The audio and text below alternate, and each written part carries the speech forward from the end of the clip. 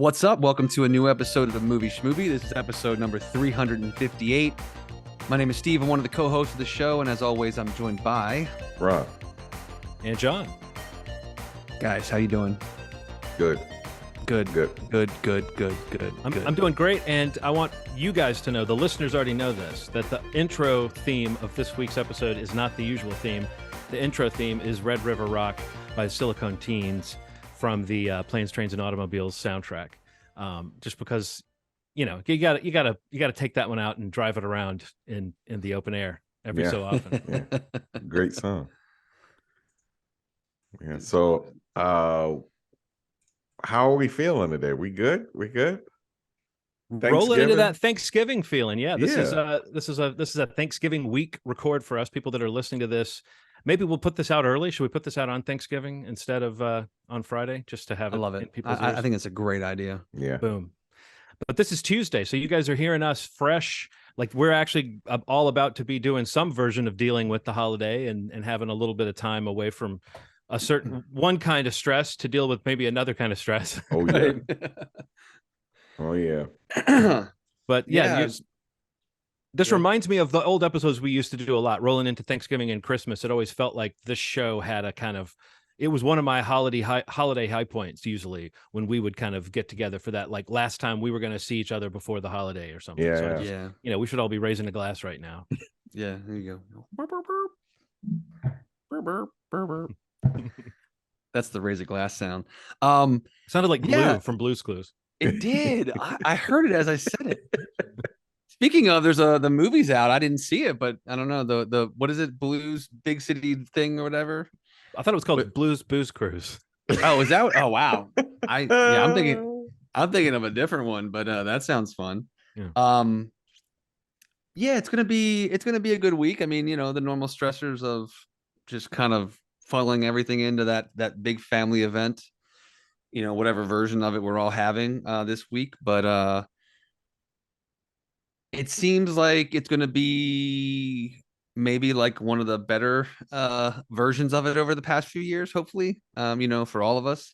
Oh, you mean getting back to the sort of OG vibe? Some sort of, just to maybe feel a little better about it. At least personally speaking, we've had a very altered version of it the past few years, especially having like a newborn, basically having a COVID baby, the first year of the pandemic. That first year was very odd. We didn't do anything because he was born, 2 weeks before Thanksgiving. It was interesting.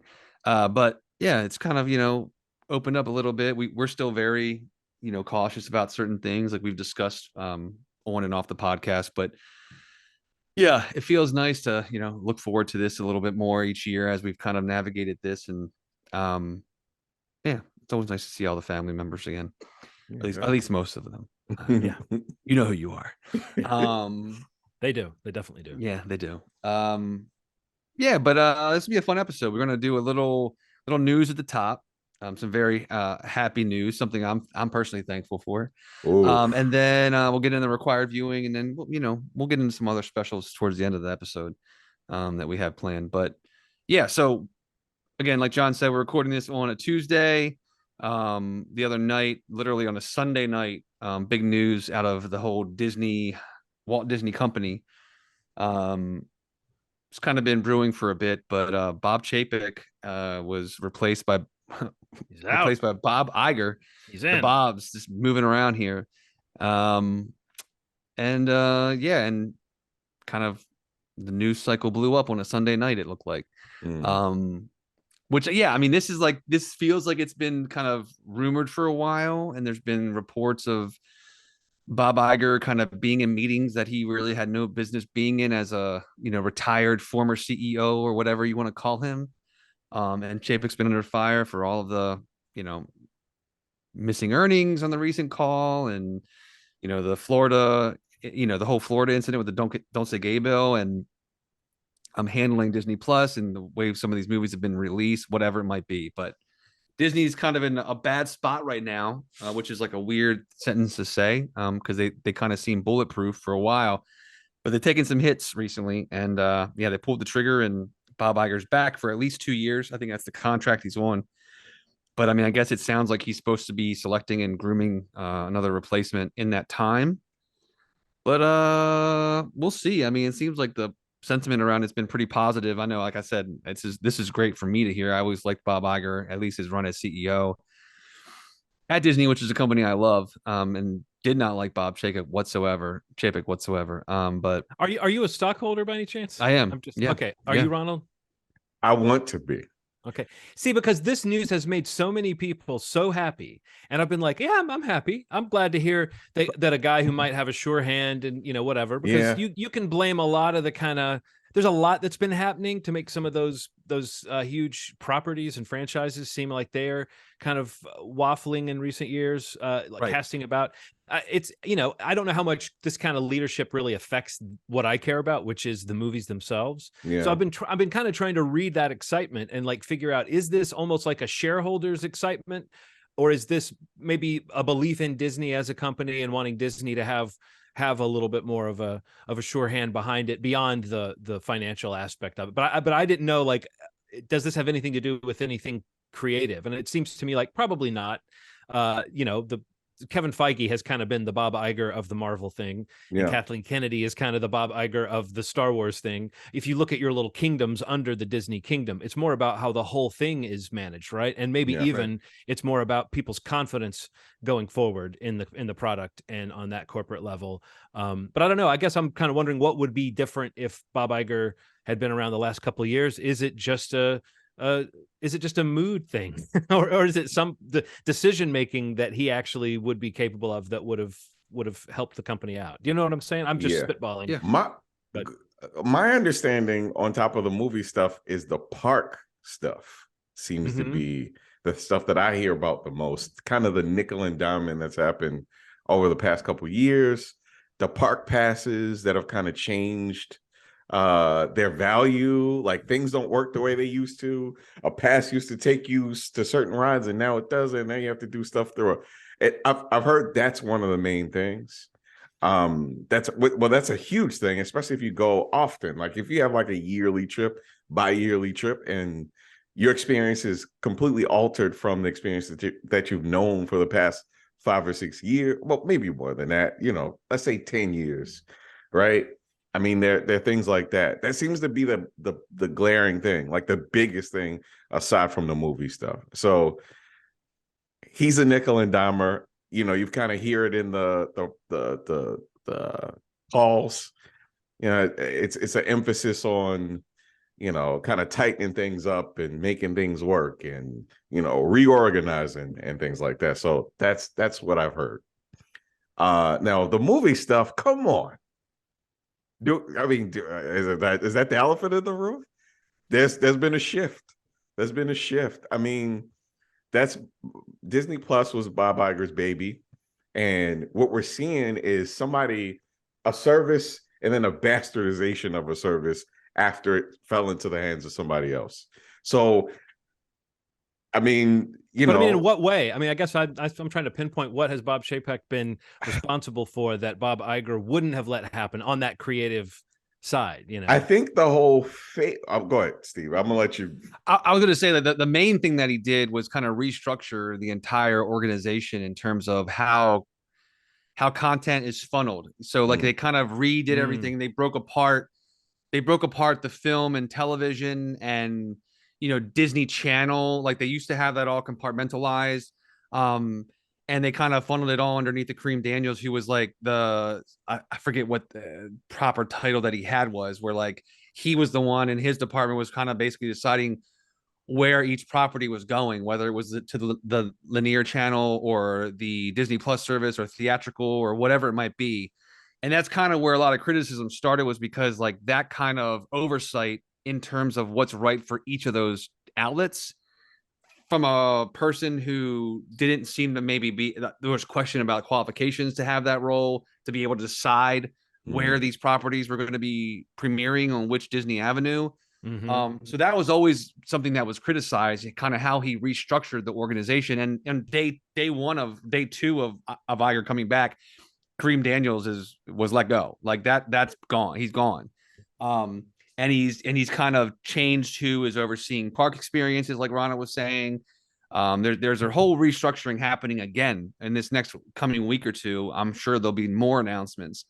But I think what he's trying to do is kind of get the company back to a way or back to a means where I guess the people that were overseeing those different departments maybe get a little more power back in terms of knowing what property is going to go to what channel or what streaming platform or theatrical, in terms of their IP or in terms of their movie business. Yeah, Ronald is very accurate what he said about the parks. Like, there's a lot of criticism on the parks right now in terms of Genie Plus and the way the park experiences has been, and as a massive Disney park person, it has drastically changed, and we've been able to go, a few times, in the past couple of years, and even pre-pandemic, and it is a marked difference. And the value, the experience is they have a problem actually, that they need to fix, and I don't know how quickly that can be addressed, but I know they made an announcement today that somebody was, kind of moving into the parks role or some version or some part of that department. Can't remember the name of the C-suite executive, but I don't know. Like the Disney Plus piece specifically, I think the problem with Disney Plus is the fact that they haven't really been able to develop a lot of original content that has been like a big hit that would have been a Disney Plus marked or dog-eared property from what Iger saw it being. Like, I think we talked about it, I think on the last episode of the one before, about like how Hocus Pocus is like, a lot of people are saying, or even recently Disenchanted, the Enchanted sequel that just came out last week on Disney Plus. Like, that's a movie that makes 270 to $300 million worldwide, and 15 years ago, and the sequel goes straight to the streaming service. And Hocus Pocus 2, if it ends up being the biggest streamed movie of all time, there's a lot of prime money left on the table, especially in a company like Disney, who has the ability to put movies in theaters and kind of play with this window, which I think is what they need to try to do, and really kind of develop what Disney Plus.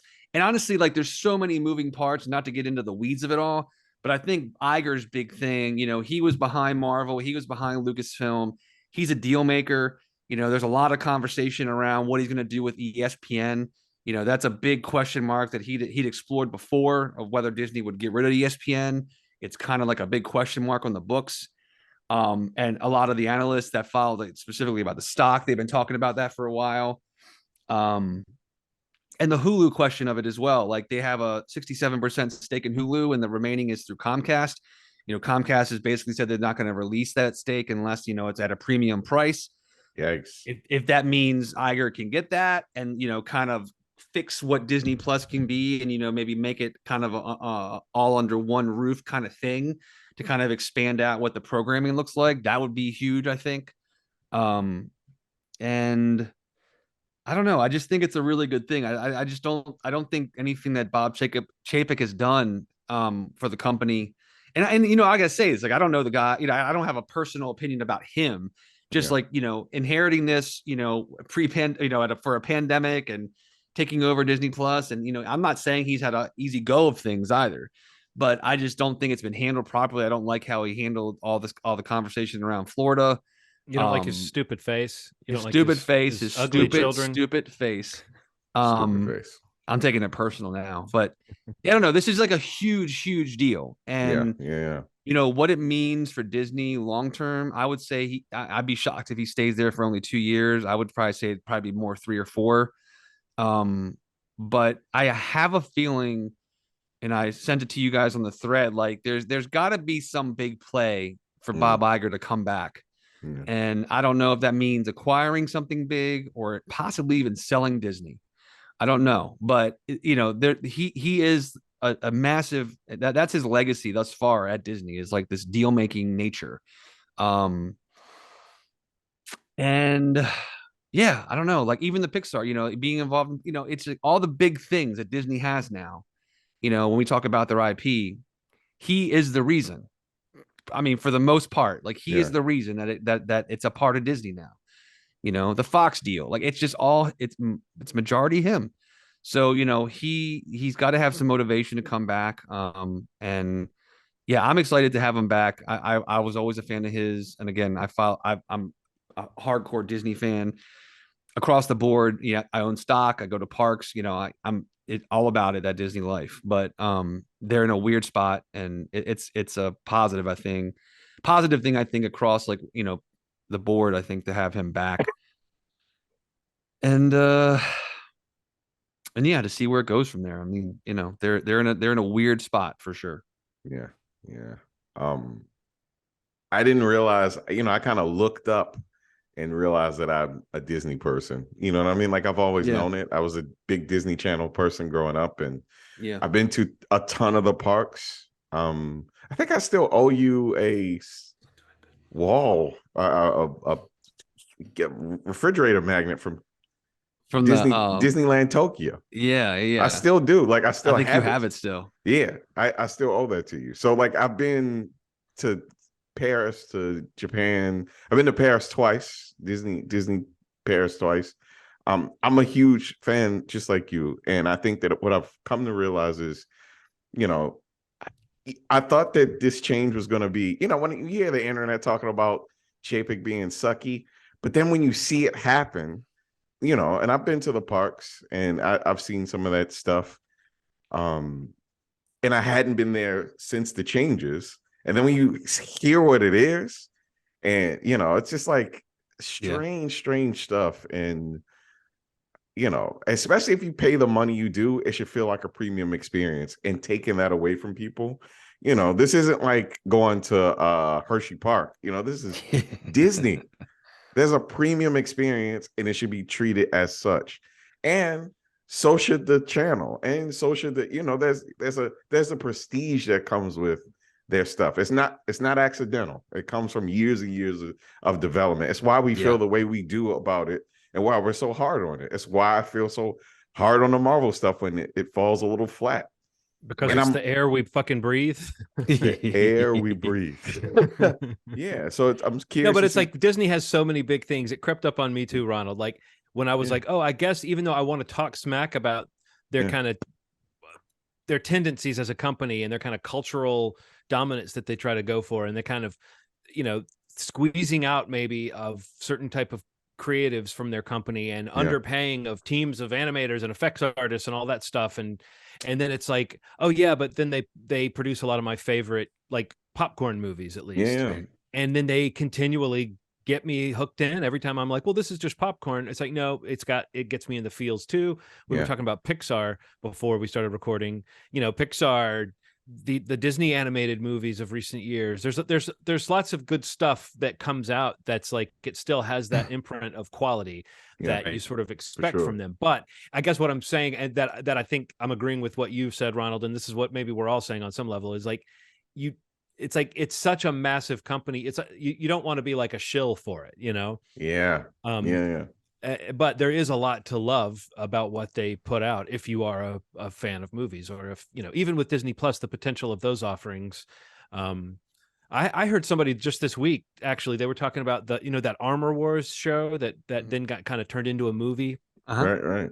And Don Cheadle was saying, it got bigger than the show, that was more for a movie. And it's like, you would think that if the story got bigger, it's more suited for a show than a movie. But then some producer or somebody said, it's no secret that the shows don't have the budgets that the movies. That's all it is. It's budget. And I was like, but I thought, well, but why is that? Like, I get it. Yeah. But when this whole Disney Plus thing started, the sort of indication was that the shows wouldn't be a step down. Right. And it's weird to me that they're still trying to get 5 hours, 6 hours out of less money than they're going to give us 2 hours. I understand that the 2 hours out in the theaters can make them $1 billion worldwide. I get that. I get why it's different. But I'm saying it's weird to me. It's like that to me would be the problem, if there is a creative problem with Disney Plus, is that so few of the offerings have really lived up to the potential of what could be visualized in these. It's like you don't want to create a down market version of the MCU or of Star Wars or of whatever else, but that's inevitably what most of the TV, what the Disney Plus, I call it television, even though it's whatever it is, it's streaming. Ones and zeros. But it's to hear someone admit, we gave WandaVision a 9 hour or whatever, 9 episode show, whatever it was, less money than we would have a 90-minute movie. I get why, but I'm just saying, I think that's part of the problem of this kind of slide of this sort of, what does that imprint mean? What does it mean when you see for that sure. Marvel, that opening music? Like, are you now going like, okay, cool, it's the latest Marvel thing, or are you excited about it? And I think that we've had that it's the latest Marvel thing feeling a lot lately. So I don't know. I mean, I just was wondering how much that kind of CEO, how much that sort of that level, that bird's eye thinking, how much it has to do with the creative side. But even if it's just the way these things are presented and marketed and rolled out, it does have something to do with the cultural conversation around them. So yeah, for sure, man. Yeah, I don't think anybody, especially when it comes to Marvel, probably even, well, I don't know, maybe a little less so with Star Wars, but like, I don't think anybody, even with, through the Chapek's run or how they were doing, their organizational structure through him, I don't think anybody was like telling Marvel they couldn't do X, Y, and Z. right. Marvel's the moneymaker. It's probably the exception to the rule. But I think the way it's presented is probably they need to kind of try to like refocus or recenter that, that expectation of what the Marvel series are, because I don't think the Marvel series are what the movies are, for obvious reasons, like you just said. It's just it's an additional. I listened to a podcast recently that had one of the Marvel. He's a producer that works under Kevin Feige. Was on the podcast, and he was kind of talking about what you just said. The Armor Wars was one he was talking about, was that the story itself is, it got bigger, and some of the special effects and some of the what they were kind of planning for, who could be in it, how long they could be in it, things like that. You then you see it to a point where the budget, the time, the special effects, whatever, it can't be met with the series. It's like the series does not mean that we're drawing this out over 6 to 9 episodes because we have more story to tell necessarily. It's that we want to serialize it even more than we do our movies, so that we have a supplementary storytelling medium to the main through line in the theaters. It's like there's a prime, and there's like, not to say one is better necessarily than the other, but there is like a hierarchy, of sorts. You're not, if you look at all the series that we've had thus far, I guess maybe with the exception of Loki, if you consider Tom Hiddleston like a massive star, none of these series have like huge stars in them. You know what I mean? Like, they have names that we all know and actors and actresses that we love, but and new faces that we've grown to be happy to know. And that's really what the the show's purpose is. And the way he was saying it really kind of clicked with me, and I think that's a challenge for them to maybe try to refocus that, or to, I don't know, like center that around the storytelling a little more effectively, because I do think that some of the series have been like, he was basically like, Moon Knight would have never existed. They talked about it to be a movie many, many times, and there would have never been a situation where that ended up becoming a movie. But having an option to make it a series, it made that thing exist. And and it's better for it to exist, however you feel about how great it is, or how it's just kind of okay. It's good that it's now in play in the MCU, and it can be involved with however they want it to be involved, and it's content for this channel. That's really they're leveraging the Marvel brand with this streaming. It's such an intricate balance, but I do think it should not be lost that the movies are primary, the main event, for sure, the big event. That is it. And they're really kind of building everything else around the movies, and the series definitely serve a purpose, and it's a way to get those characters into the movies, in certain ways. So it'll be interesting to see what happens with Disney Plus. I do think they have an amazing subscriber base, especially if they eventually are able to fold Hulu into it. But I just think that they've really kind of got to build out the library a little more beyond the vault stuff. I think that content wise, they kind of got to get a little more diverse, and kind of get past like only the family friendly stuff, and that's kind of maybe what Hulu offers. But I don't know, it'll be interesting to see. I think it's a good service. It's just I watch a lot on it, but we'll see. I don't know. Let's talk about a movie. Yeah, let's pivot to a movie that's not on Disney Plus. I think what I say last week was it Peacock or Paramount Plus, or I forget what service it was on. I think it's on P-Flix. Paramount Plus, but it's also on Amazon Prime, isn't it? That's how I watched it, but it might be some subscription that got it for me. But Yeah, yeah, yeah, yeah. And tell us what you chose and why you chose yeah, it, I was gonna Steve. say I chose last week. I mentioned it though in the podcast even before that.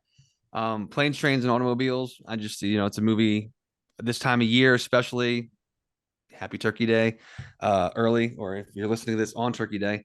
This is a movie I always try to watch around this time of year. Two comedians, two actors I love, amongst the rest of the cast that I think faces that pop up are just always it's happy to see and remind that they're in this movie. Weird But that yes, Michael McKean is fourth billed. Let's just all yes. admit that that's weird that he's fourth billed. But Or anyway, you even the little clip you have of like Kevin Bacon chasing down a cab, or right. Dylan Baker, Yes. just all these great faces that just pop up throughout the movie, as a nice reminder of like, oh yeah, look at that guy, yeah, he's still doing it. But yeah, Steve Martin, John Candy, John Candy, obviously a huge fan of his growing up, and definitely gone way too soon. But it's just always great to watch. I love watching his movies, but this is one of them that I just feel like between Steve Martin and him, they're dynamic together, their chemistry together. A movie I just really find funny, and I just love seeing their personalities bounce off one another. It also like has we mentioned it, I think maybe you said it last time, John. Like it kind of bounces around a little bit in terms of like the drama of the movie and those moments of levity and like the comedic the comedic pieces in it, like they work so well, and kind of how they that's something John Hughes I felt did really well in a lot of his movies. But I don't know, it's just like a feel good movie for me to watch this time of year, and I figured I'd just make it a part of the podcast and have you guys watch it too. I know you'd seen it before, John. Ronald, you said it hadn't seen it in a while, but It's been a Yeah, I while. hadn't either. yeah, so I mean, what did you think revisiting Planes, Trains, and Automobiles? Okay, go ahead, Ronald. There it is. I love John Candy. Yes. I mean, probably hear that a million times. Yeah. There's nobody like him. Yeah, Camp Candy, the cartoon that came out about 2 years before he passed, was like one of my favorite cartoons. And he did the voice acting in it, because a lot of times they'll go to a cartoon version of somebody and be played by somebody else. They get an impressionist, basically. Yeah. Yeah. So John Candy was in my life a lot around the time that he passed away. I was like Home Alone. Not Home Alone. Oh wait, he's in Home Alone. No, you're right. Right. Yeah. When he showed up in Home Alone, that little piece, like, man, it's something about what he represented in movies, this warmth that he represented, that just, I was talking to you about this offline, John, just got me choked up. He has a presence. And then obviously when the twist in the end comes in, and he's just like, come on, man, can it get any more sappy and sad? And it's like it was, and it didn't feel like it was pulling the rug from under you. It feels like what a person would do in his position, just trying to find these worthwhile experiences in the midst of the chaos of his life. And I loved it. The scene where Steve Martin curses at the flight attendant, I mean, not the flight attendant, the lady at the desk, the rental car desk. fucking Datsun, a fucking man. It is. I rewound it like maybe 5 times. It just is so aggressive. It's so funny. It's so out of character for him. Then you can give me a fucking automobile, a fucking Datsun, a fucking Toyota, a fucking Mustang, a fucking Buick, 4 fucking wheels and a seat. It's an incredible movie, and I really don't. I think I want to try to make it a part of my life a little more. And that sounds a little weird. It's such an old, I'm gonna say it. I know you're gonna feel away when I say it. I watched a 4K remaster of this thing. I had to. I wanted to watch it in the quality, and it just came out. To be fair, so it plucked it plucked your heartstrings in HD. It was plucked. Yeah, and it just is a gorgeous film in 4K. But it just fun, emotional, well put together. I missed the shit out of John Candy. I know. Yeah. So how'd you feel about it, John? I mean, I had a lot of feelings that kind of lingered from watching it when it originally came out. Um, and I'm looking at the actual date that it came out. I'm just gonna, so 1987, November of 87. I was 14, so that would have been like into my ninth grade year. This was definitely when I would get like dropped off at the theater on a Saturday afternoon or evening so I could watch a movie. And so that, my mom or dad would be like, okay, stop bugging me about taking him to that movie. But I know this is when I saw as quickly as I could. And I probably got dropped off at the theater and saw it. And I think at the time I was a big John Hughes guy. So this was like him branching out beyond kids movies, teen movies. And the next year he would release She's Having a Baby with Kevin Bacon and Elizabeth McGovern, and that was another sort of like he's moving away from he's going to other stages of life, sort of, from as opposed to just high school. But I think that's interesting. In this movie we get that Kevin Bacon cameo, and then the next year Kevin Bacon is starring in a John Hughes movie. John Candy is the lead in this. He's the lead in Uncle Buck, which I think is a John Hughes. It is. John Candy is the lead in this, and that's a crazy Uncle movie. Buck is a script. Is it directed by John Hughes though? It is. Uncle Buck. But I mean, and then he's a cameo or a small part in Home Alone. I'm just saying the way John Hughes would bring these actors in and work with them. Even as a kid watching these films, I was starting to see that kind of John Hughes flavor. Frankly, he was probably one of the first directors who I knew by name. Maybe Spielberg was the very first, right?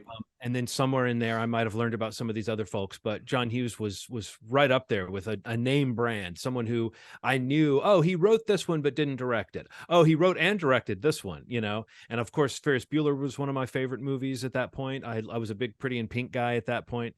So I guess I say all that just to say this movie was right right down the middle for me when it came out, and I had probably seen it several times, and then. I know I mentioned last time that several scenes from this were excerpted when Comedy Central started off, and they would play clips. They would have the rights to play certain movies, and then they would play clips from those movies throughout the day, like MTV. So you'd get a clip from one comedy, a clip from another comedy. And this movie, there were certain scenes that when I saw it for this episode, it's like, oh, I've seen this scene 1,000 times, 100, I don't know however many times I must have seen it. But like the moment where they are going the wrong way on the interstate, for instance, that segment got played as a clip, but isolated clip, Other moments were like, but that was one where I specifically remembered, because I remembered the sound design of when it gets all quiet and it's just the trunk soaring through the air, So I don't know, there's some perfectly constructed comic sequences in this movie that really hold up. And it's maybe when, there's one moment that is one of the funniest moments in the movie, but it's also one of the moments that's aged the least well. It's the those aren't pillows moment.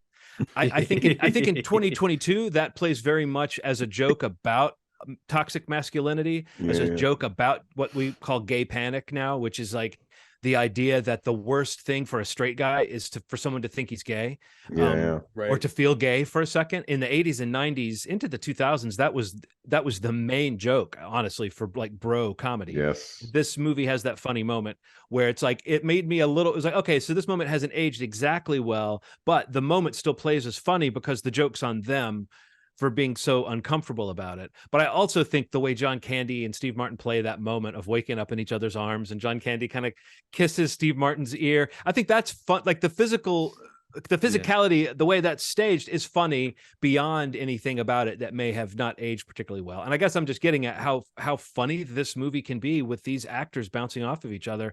You can tell Steve Martin is playing kind of the butt of the joke for a lot of the movie. And I was thinking like, oh, how's he making that work in his mind, squaring that with this kind of sarcastic persona he has at the beginning of the movie that you're willing to believe we're on his side. And then right at the moment when we're starting to think he's kind of being a dick, the movie lets you know that this world knows he's being a dick, And then you've got like, well, who's worse, the annoying guy, quote unquote, or the uptight guy? And it becomes like Abbott and Costello or something like that. Like, and I think Steve Martin, you can see him kind of relishing the opportunity to be like, we're going down the road. We've got snappy dialogue. I'm going, well, what'd you do it that way for? Well, well, that's crazy. It's like, it's just got this great rhythm to it. And I was really admiring that particular craft. And yes, everybody's opinion, the longer someone like John Candy is gone, the more your love for them kind of grows when you go back to something like this. That's like, nobody could do this. Like I was trying to think, I kind of mentally made remakes of, I don't want, let's note, I don't want a remake of this movie at all. But I was like, if you remade this, too bad. Is it being remade? Kevin Hart and Will Smith. Okay, not as good as what I had in mind. That's really happening? I mean, as of this, like, I think earlier 2022, pre-Oscars, it was happening. I think they announced it last winter. Yeah. Well, I got on a text thread with a friend of the show, Bob Rose, and we were kicking back and forth. I said right off the bat, I think current stage Paul Rudd could nail the Steve Martin part of like uptight, sarcastic guy who slowly unravels as we realize he doesn't have it as together as we think. And Bob Rose and I were like, but who could be John Candy? And we said Zach Galifianakis is like the first thing you think of, but he's not John Candy. He's kind of from another planet. Yeah. We came up with Jack Black, which I thought was a pretty good, definitely pretty good way to go. A good pick. But then we started talking about just different things. And here's one I really like: Donald Glover and Lakeith Stanfield in the Steve Martin and John Candy roles. Like, imagine Darius, the Darius character spun out into like the lovable, annoying guy who crashes your life, and Donald Glover playing the slowly unraveling guy. Or you could just straight up get Key and Peele to do it. Anyway, there's lots of ways you could go with it. Key and Peele. But now who's who? Because it seems like they both could play the uptight guy well, but who's going to be better at the Del part of Key and Peele? Who's a better Del? I think Jordan. You think Jordan's a better Del? And so Key can play that uptight guy that he excels at. I kind of feel like even in what is it, the reboot show, he kind of he kind of is tapping into that a little bit. Anyway, I say all that to say it's hard to do because these are indelible comic performers, and John Candy is a one-of-a-kind guy who brings so much heart and lovability to this character who you could despise or think is gross. And then that tonal shift that the movie has, I don't know fully. I still don't know that it fully works, but I don't think it matters when it's like the last 5 minutes of the movie. And what you said, Ronald, is so true. You recognize it as sappy, and yet it still completely stomps on your heart. It stomps on your feelings because John Candy's playing it, and because this movie lets you actually, it's been building up that feeling as it's gone along, that feeling that you should care a little bit about this guy. Neal shouldn't be so hard on him, et cetera, et cetera. The fact that it's like, if you make a road movie now that has people driving through the night together, this movie is what you're going to think of. You know what I mean? Like somehow, at least for modern audiences, this movie is the road movie. Everything goes wrong. They did that Due Date film with Robert Downey Jr. and Zach Galifianakis that can't help but feel like this. You couldn't make any movie that's anything similar to this without it feeling like this for me. Very true. There's that stretch right in the middle of the movie, and I started timing out the episodes, the comedy episodes, like how this little funny moment, like, they were about 5 to 7 minute segments almost, and then it moves on to another episode as far as like what the gag is and where they're going. But there's like 20 minutes in the middle of the movie where Neal is no longer trying to get away from Del. And he hasn't and they haven't had the moment with the car catching on fire where they kind of blow up, and then they get certainly after that they get arrested. They have an opportunity to split up, but there's like a brief period in there where you go, when is the movie maybe humming along at its best? And I really think it's when, like, it's just like I said, it's Abbott and Costello. It's these two guys are together. You're not questioning why they're together. They're not questioning why they're together. They're just going from one little caper to the next. It's that whole segment. I think it starts with Del picking Neal up and then saying, you do a lot of weird things too. You're not so perfect. And he tells him that he plays with his balls a lot. And then he says something like, you know what I want? And he said, what, another pair of balls and a couple of fingers or something.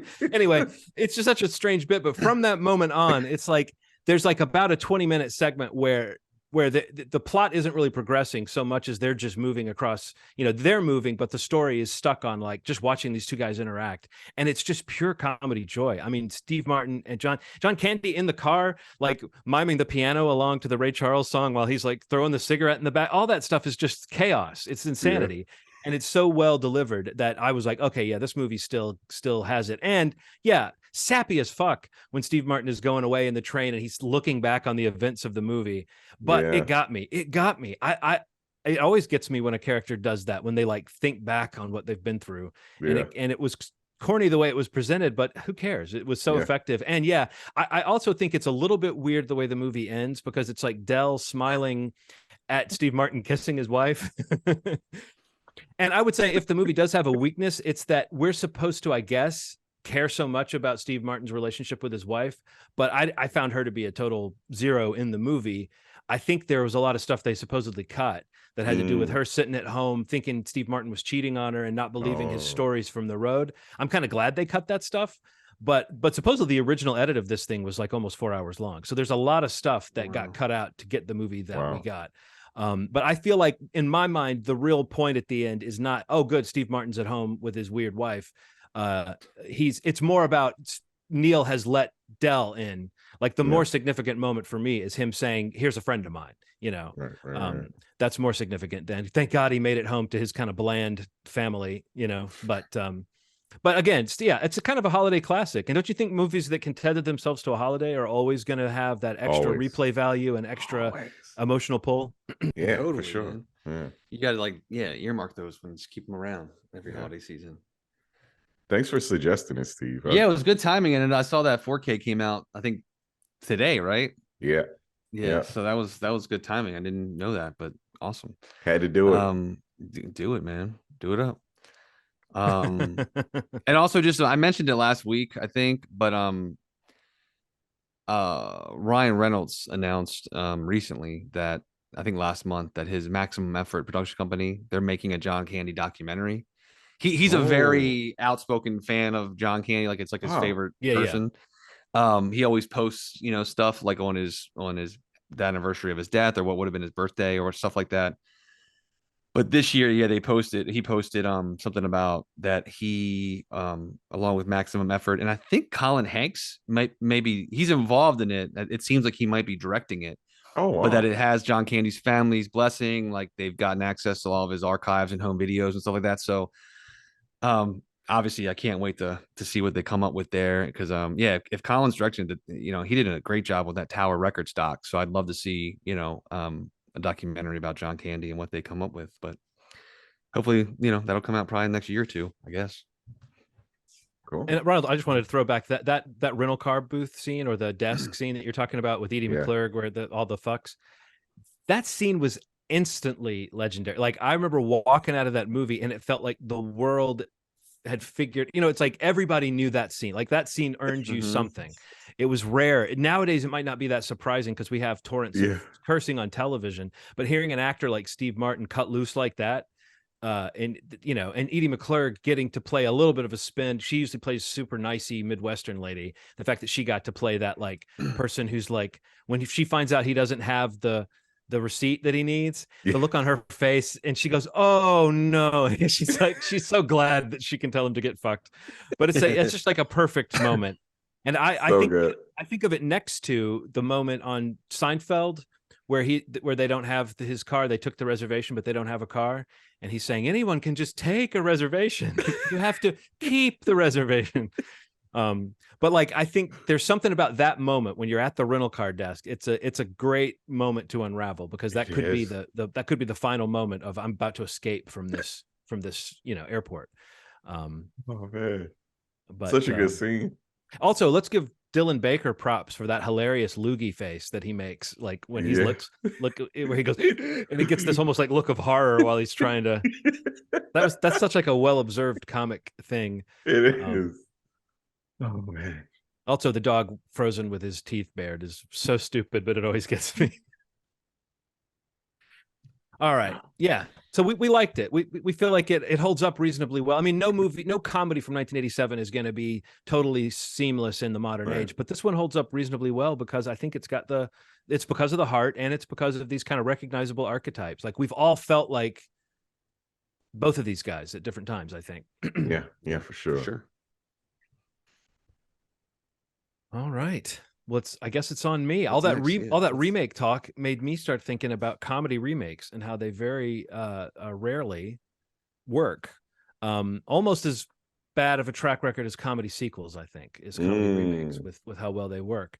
And then I started thinking about remakes of comedies where I know that this remake is supposed to not be as good as the original, but have I seen the original? And I have not seen the original Lady Killers from 1955, starring Alec Guinness, Herbert Lom, Peter Sellers, and more. So 1955's The Lady Killers, with Alec Guinness playing a role that he's, like he's not Obi-Wan in this. So for modern audiences, this is going to be a real head trip. Okay. But yeah, I've been wanting to see this one for a while. I checked out the trailer. It looked pretty funny. I mean, it seems like it's actually pretty darkly funny for a movie made in 1955. So, and also it's fun to see an actor like Peter Sellers before he's the main, star in a movie. This is like a few years before he'll start making the Pink Panther movies with Blake Edwards and other things that we know him for. So, yeah. And this is the kind of thing Alec Guinness wanted to be remembered for. That famous story of the kid wanting his autograph and him saying, "I'll give you my autograph, but you have to promise to never watch Star Wars again." That's a crazy thing to say, George. Well, I mean, I think it's just that he got to a point in his life where it pissed him off that was all he was known for after like decades of other work. But that's sort of hey man, that's all you're known for. So yeah. So, you don't hear Ian McKellen talking shit about Gandalf, but anyway, The Lady Killers. Okay, cool. All right. I don't know if that's available in 4K, Ronald. I don't know. I don't think it's gonna be. I don't think they step down. I don't think they had 4Ks back then. They only had like 1K, and so it might be like 4C or 4D or something like that. Yeah, some 480p. Yeah. So, what else we got? Yeah, what have you guys been watching? Anybody seen any movies of recent vintage? Since I have. What'd you see? I watched. So, Black Adam came out on PVOD this week, and I had fun. I've watched it twice. I had fun. Cool. I think that there's like this. Oh man, I don't want to get into it for a long time, but I'll say there's like a bias that people have about Marvel properties versus DC properties.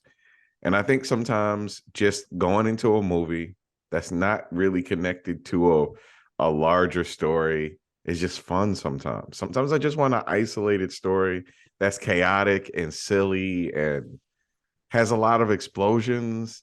And Black Adam killed 50 people in the first like 10 minutes of the movie. And he didn't stop. And he kind of maintained his same shittiness throughout the whole movie. He grew a little, but he kind of just kept killing. So I really enjoyed that about him. The Rock is a believable character. Like I thought that I hated how he promoted it, but I get why he did what he did. Like Black Adam is a badass. He is like top of the food chain kind of character, and he doesn't care about anybody else. It's really, he was really talking like the character did in the movie. He's just like, I don't care about anybody else. It's not that he thinks he's more powerful. He just doesn't care. He'd rather just do his own shit and kill people in his path. It was fun, man. Mo Amer, randomly funny in it. It was a good movie. I liked it. I watched it too.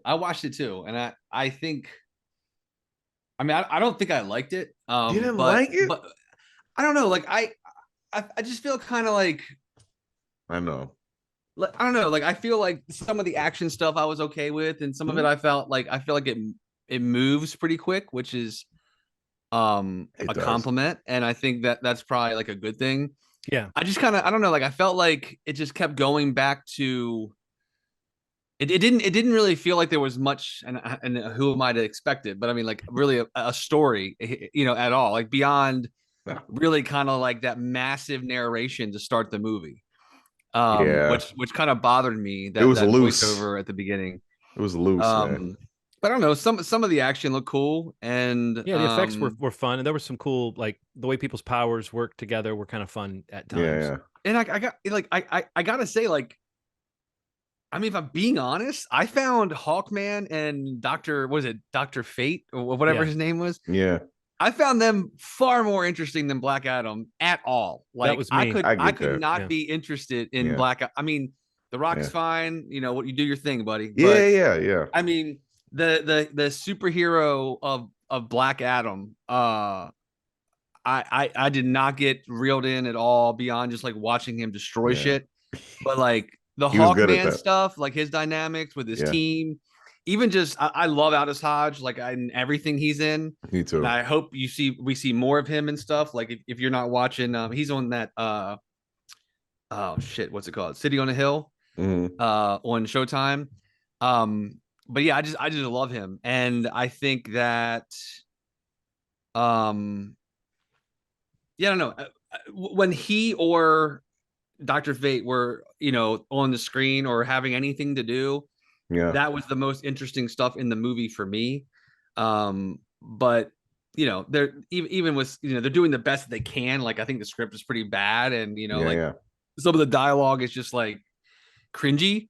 But I mean, some of the stuff worked really well, and I loved both of them in the movie. Me too. I wish there was more with that, you know, stuff with Atom Smasher, and I don't even remember the female superhero, her name was Storm, but like Cyclone, or what was her name? I think her name was Cyclone. I'm serious. Like I think I don't even remember. That's bad. Like she's in like 6 scenes in the movie. Yeah. I don't know. Like I didn't like see it. Oh my God, this is like not watchable at all. But I know I did not feel that way. But it definitely felt like it's bad when I'm more interested in everything but him. Yeah. You know, like I want to talk about one more thing. Go ahead. Sorry, John. I was just going to say that I felt a similar way, that it was like you couldn't say that it was bad or that it sucked. It's just that it was kind of not special in a way that, like, the hype definitely set up something that was going to be much more monumental and mind-blowing than it was, but that's what they always do. Then you've got the issue of what Steve is talking about, which is that what this movie brings into the DC kind of fold is maybe a little bit more interesting to me than the marquee character. And I sort of agree, like, it's more significant as a DC fan to have Hawkman in the conversation and to have Dr. Fate in the conversation outside of the Aldous Hodge and Pierce Brosnan aspect, which is a strength, but just having those two characters in the movies to me means more than having the character of Black Adam in the movies as well. Me too. But I kind of know what you mean, Ronald, about keeping this character pure, where he could sort of occupy a villain space or a hero space going forward. Like, I don't think that's particularly like, wow, or like they did a great job of it. But I do think they did that. And I do think like, yes, he's a guy who's going to take a helicopter and throw it at another helicopter. And you're going to see people, you're not going to see people jumping out with parachutes in this movie. They're just going to blow right up. And I do think there's something kind of funny about the fact that he never really grows past that fully. He still will kill a motherfucker. I love it. I just think that could have been, imagine how fun that would have been if he brought that energy to the villain role in a Shazam movie, as opposed to this movie. Yes, I agree. And I just want to mention one more thing. Peacock, Blumhouse Television put out this TV show about this wrestler. I'd always heard about him, Teddy Hart. I've actually been at events that he's been at, called Dangerous Breed, Crime, Cons, and Cats. It's about a wrestler who is in the Hart family. And he basically gets the attention of a documentarian that wants to follow him around. And it's about this documentarian talking about that. And then midway through, this guy has a lot of weird, he breeds Persian cats. So he has like 200 cats in his house. He's a super weird, manic person. And midway through, he's with a woman and she disappears. It's something that I've always heard about in circles, like wrestling circles that I kind of am in. But seeing a documentary is one of the most. What they call those rings? Yeah, in the rings. Yeah. Just seeing this documentary is just a really, it's a damning testament to how strange this man is, and it's worth checking out. It's only 3 parts. They're about an hour each. It's on Peacock. Dangerous Breed. It's about Teddy Hart, who is associated with the Hart Foundation. So he was, just for perspective, Teddy was next. Teddy was like, he had the Heart Foundation behind him. He was small and fit and could flip, but he had a crazy, crazy anger issue. It was something I always heard about. So I heard he was really crazy, but this is like proof positive that he has some problems. And they've never found the woman. But they do have some like clues as to what may have happened to her, but it's worth checking out, whether you're a wrestling fan or not. And I know you like your murder docs, Steve. It's worth checking I was out. about to say you'll catch me with the true crime part more than the wrestling part. So. Yeah. Check it out. Check it out. It's a little messy because the documentarian is going between showing the footage. He interferes. He records himself because I think he's kind of afraid for his life at some points too. So it's like a testament. He's just like, look, I'm gonna also put myself in this. I'm gonna document this because Yes, there are some points where he's addressing the disappearance of this woman, and it gets so intense that he's kind of like, I don't know if I'm gonna make it out of this room. It gets like that. So yeah, man. Dangerous breed. Well, I will just mention quickly the movie that I saw in the theater. I saw The Menu, starring Ray Fine and Anna Taylor-Joy and Nicholas Hoult and Judith Light. Judith Light, she's the big name in this from Who's the Boss. John Leguizamo. This is an interesting one. I don't know what you've heard or what your expectations are for this, but this is a movie that, like, I think in the end, the kind of satire aspect of it sort of overtakes the story in a way to the point where by the time you're dealing with the end, these characters aren't really acting like humans. They're acting like they're behaving the way the satire needs them to behave. Sure. Like there's a few moments where it's like, okay, if everyone in this room started like fighting for their freedom from this weird situation, they could conceivably do something to stop it. But instead they're kind of going along with it. And there's a little bit of like it's like Ray Fine plays this chef, this kind of celebrity chef who has this sought after bizarre restaurant that it's hard to get a reservation and it costs like upwards of $1,000 a plate. It only caters to these super elite people. And you gradually discover that he's got sort of a grudge against these people, and that's why they're there. And he's kind of doing different things. And tonight's dinner is supposed to be a special dinner with some very special consequences for the guests. And that just kind of keeps escalating. And I guess there's a part of me that thought it was going to escalate more in that it was going to evolve into a scenario that was going to be more kind of fiendishly evil rather than like hitting a certain pitch in the first third or so and then kind of maintaining that pitch of like, oh, these people are going to put up with whatever this guy does because he's this celebrity chef and they're all here to like glom onto his thing. And he knows he's got these elite people right where he wants them. But is he an elite person, or does he view himself as an outsider to their world? And, there's some interesting things going on there.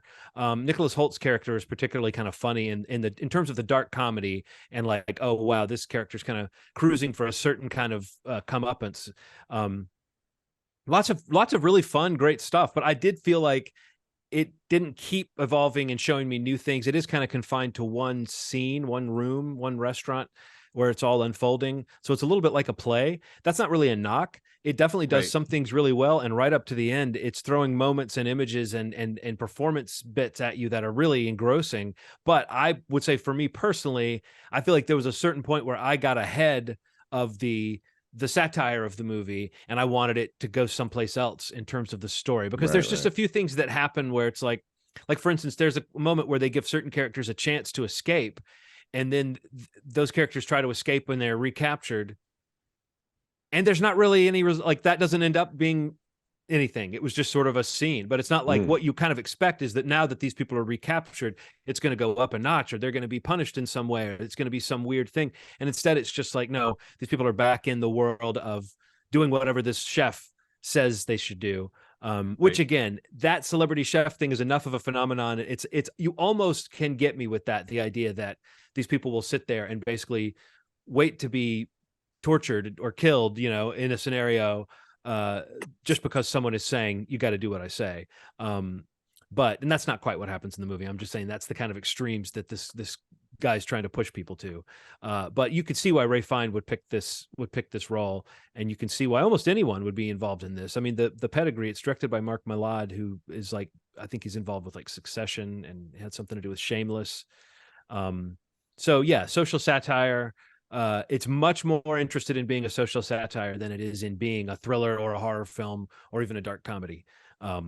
So, proceed with that in mind. But it was definitely, it's another one I can't say it was bad or that it lost me in a way that felt like I was really down on it. But I did sort of feel like my excitement at seeing this kind of movie where I had no idea quite what to expect. Like sitting down to watch an episode of White Lotus, for instance, Steve, where it's like, you're going to get some wicked satire and you're just ready for it, but it's going to leave you feeling kind of mean about humanity. I was really enjoying that part of this movie. And then it maybe escalates too much and not enough at the same time, in my mind, but still very watchable and really fun if you want to see Ray Fiennes kind of chew the scenery. So cool. No pun intended for a food movie. I wanted to mention one I watched. I saw the new Netflix movie Slumberland. How was it? It was good. It was cute. It was it's kind of bloated a little bit. Like just kind of going from set piece to set piece. But I think the story, like what it's going after, is sweet. And I'm a sucker. I'm a sap. Like it's just hits right. In a sweet spot for me. In terms of like emotional. I don't know, like going after your emotions, I guess. But Jason Momoa is kind of having a good time, kind of being like I don't know, kind of like a Beetlejuice meets Willy Wonka kind of like caricature of those. Maybe those were two that came to my mind. I don't know, maybe somebody else would see it and think of somebody else, but just very over the top and just kind of being something that he's not, normally, I guess. And Kyle Chandler is, in it for a bit, and it's a good cast. The girl who's in it, I saw, she's also, I think, in. You talked about it last week. She's in the Spirited movie. Oh wow! You mentioned on Apple TV Plus. She plays, I think, Ren in that, but I haven't seen that yet. But she plays the title character or the lead character in this movie called Nemo, who basically is trying to use her dreams to be reunited with her father. And Momoa's character is like this, character in the movie that her dad always told her stories about, and he kind of is her like shepherd through her dreams to try to like find her dad, who she kind of loses early in the movie. But it's kind of sad, but it's sweet and it's got some cool set pieces. Directed by Francis Lawrence, so it looks good, and it's fine. It's fine. I'd probably recommend checking it out if you like a nice family watch. Like I watched it with Aaron and Sydney, and they both like actually Aaron like loved it, and Sydney was really into it, but it was cute. I think I saw something else I wanted to say, but maybe not. Started watching the Chippendale show. Do you want to talk about that? Yes. The first two you could talk about, right? First two, yeah. Yeah, I haven't watched yet, so I'll just listen and learn. Yeah, this follows the story of the origin story of Chippendale, a one location thing that they're became rescue rangers, right? Yeah, Chippendale. Chippendale. Welcome to Chippendale. By the way, speaking of, you're just reminding me. How funny was it that Planes, Trains, and Automobiles had that like remix of the movie thrown in with the soundtrack? Did you notice that it had like certain lines like repeated, but it was like, "Hi, I'm Del Griffith. I'm Del Griffith," but it was like part of the soundtrack. Anyway, I just thought that was funny. Anyway, that was a tangent. So tell me about like how's Kumail? How's he in this kind of dramatic turn? It seems like this is like his Scorsese turn, where he gets to play that type of guy. I think he's incredible. Yeah. Yeah.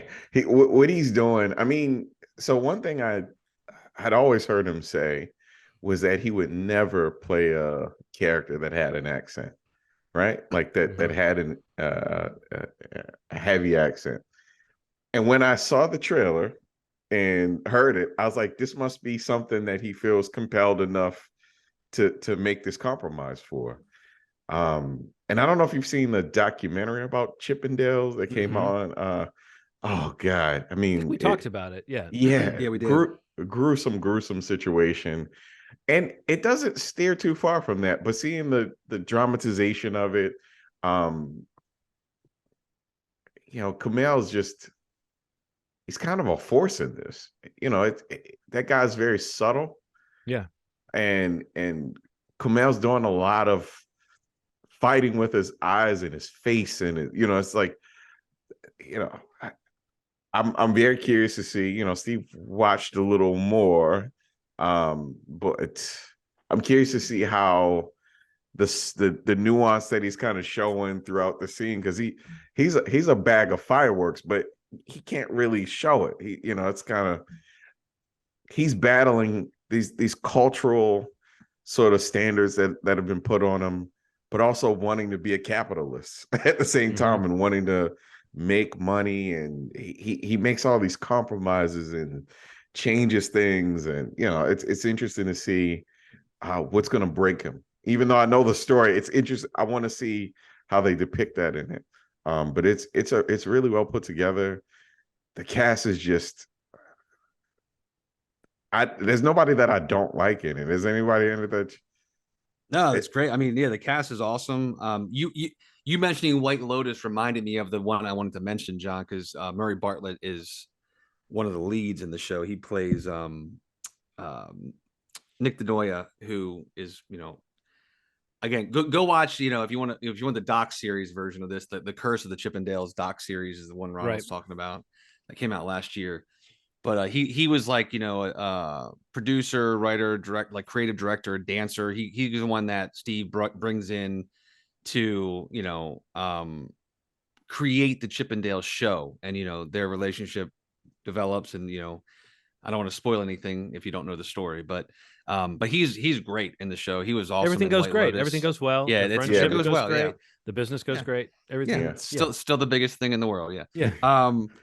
But yeah, Kumail is great. Murray Bartlett's great. I got to say, like, again, I don't want to spoil anything because I feel weird even talking about the story.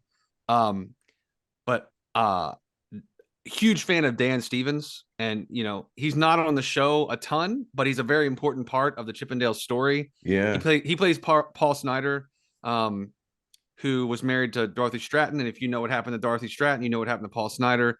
But their involvement in what Chippendales started as and becomes is a very controversial, important part of its history. But his role in the show, I think he's just, he was amazing in the show. He was so good, to the point, again, it's a downer to not see more of him in the show. But I think that's what the show is doing really well. Like Juliette Lewis is in it. Again, Ronald, who plays Annalee Ashford? Yeah, and Annalee Ashford. Yeah. Oh my god, she is a force, man. Like, great. I love her in everything. Yeah. But yeah, I don't know. It's such a crazy story for, like, the kind of like landmark brand, that it was in its heyday. And to see this kind of feature version of it on Hulu. And a few of the episodes, I think maybe the first two, or I know two of the ones that I've watched were directed by Matt Shackman, who did WandaVision. He's doing the Fantastic Four movie. Just really good looking show too. It's got like a nice era to it. It's got the era vibe to it. But yeah, definitely recommend it. I mean, I'd like to talk about it more once we finish the series and just kind of talk about it as a whole. I mean, the story is super interesting. Again, also would recommend that Curse of the Chippendales docuseries. If you want to learn more about it. But yeah, Kumail, this is a great role for him. It's something a little different. I feel like I do feel distracted at times, like that he's still like jacked. Even though he does look like he put on like a little like weight, to look a little more like his character.